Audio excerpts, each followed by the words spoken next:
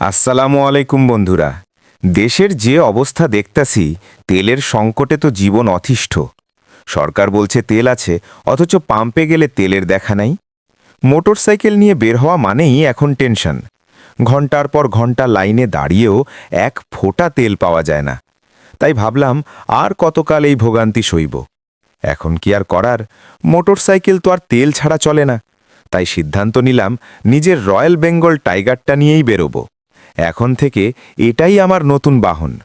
দেখুন, পাম্পে কত বড় লাইন, অথচ আমি রাজার মতো বাঘের পিঠে চড়ে ঘুরে বেড়াচ্ছি।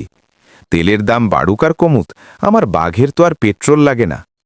আসলে তেলের সংকট আমাদের জীবনকে কঠিন করে দিলেও বিকল্প তো খুঁজতেই হবে। মোটরসাইকেল বাদ দিয়ে বাঘ চালানোই এখন আমার কাছে সেরা সমাধান। তো বন্ধুরা, তেলের অভাব আর মোটরসাইকেলের প্যারা থেকে বাঁচতে আপনারা কি করবেন? ভিডিওটি ভালো লাগলে শেয়ার করবেন আর অবশ্যই আমার চ্যানেলটি সাবস্ক্রাইব করুন। আল্লাহ হাফেজ।